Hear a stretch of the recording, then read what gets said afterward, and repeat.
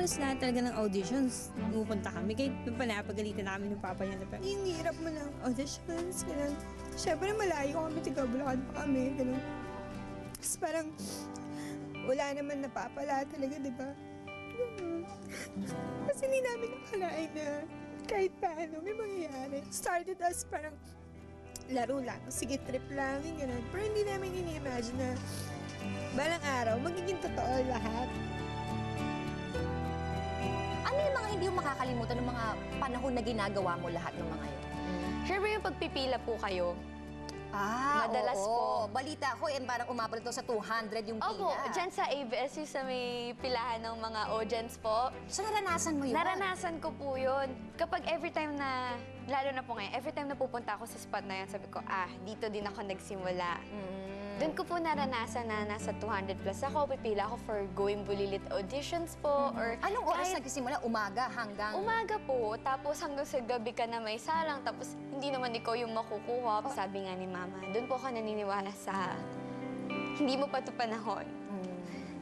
Every time na maalala ko yung sinabi ni Mama na yun, doon lalakas yung loob ko na darating din yung panahon ko, maniniwala ako, huwag lang susukot. Kasama ako nadi-disappoint kapag hindi siya nakukuha. And then, pagka yung gabi na sila umuwi, sasabihin nila sa akin, tatawag na lang daw sila eh. Until antay namin yung tawag, wala naman tawag. Ganon. There was a time na gumagawa ka na ng isang project. Batang bida ka na doon. Tapos, nagtitaping ka na, tapos hindi natuloy. Opo, is 1 month din. 1 week na sa Baguio, ganun po. Taping kami sunod-sunod na araw. Tapos hanggang sa sinabi na wait lang, inaayos pa yung script kasi parang hindi ata nagustuhan or malayo sa original story na pinagayahan.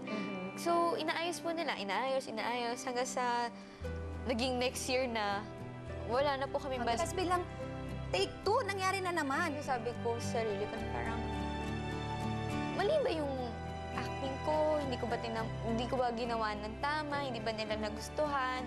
Pero ang sinasabi naman po kasi nila, hindi ikaw, huwag kang mag-alala sa... Nandyan palagi ang mami mo Opo, to support lagi. you. At paano ba pinakita ng mami mo yung supporta niya sa'yo? Kasi for a while, nung nawalan kami ng manager. Tsaka, pakiramdam ko naman po, simula sa office, siya rin manager ko eh. Siya naghahanap ng show sa akin. Siya naghahanap ng sponsors. Yung talagang, alam mo yun, RM manager, ayan na, siya na yun. All siya in yun. one. All in one si Mama. Ultimate driver, PA, stage mom, lahat. Siya yun. Hindi ko naramdaman na iniwan ako ni Mama. Simula sa mga interview, pagsali ng mga contest. After 6 years, after 6 long years, dumating na ang Ariana sa buhay mo. Ano na ang reaction mo nung narinig mo na ikaw na?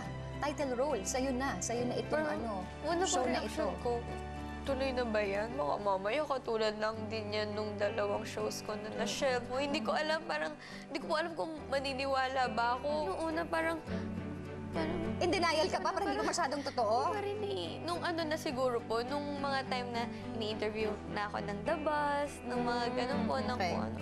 Doon lang siguro talaga nag-sink in sa akin na, ay, totoo na nga to. Dito sa show na Ariana, 3 ang leading men mo. Bonggang-bongga ka naman dyan. Hindi lang isa, 3 lang talaga. Diba? So, Hindi ito naman sila dito sa isa Paul, eh. si Dominic, at saka si Felix. Francis. Ay, Francis. Sino si Felix? Sino si Felix? Si Felix Dacat. Oo, si Francis. Pwede bang i-describe mo sila isa-isa? Si Francis po, makulit din niya, pero yan yung super bait sa kanilang 3. Okay. Super gentleman. Let's say, kunyari, pwede na. Kunyari, mami, kunyari lang naman, pwede na.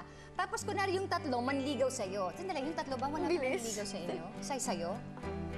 Depende sa kanilang 3. Ano ibig sabihin ng depende sa kanilang 3? Kung paano nila ipapakita?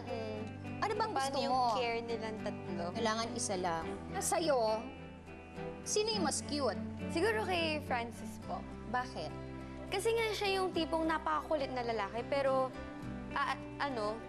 napaka-gentleman. Sa pinagdaanan mo sa buhay mo, lagi mo ang kasama ang mami mo, di ba? Hanggang sa ngayon. Hanggang sa ngayon po. May mga bagay ka ba na hindi pa nasasabi sa kanya? Sobrang nagpapasalamat ako kay Mama.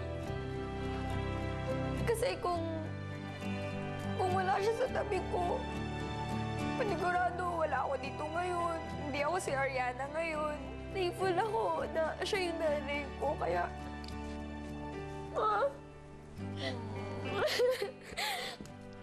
Mama, thank you sa lahat.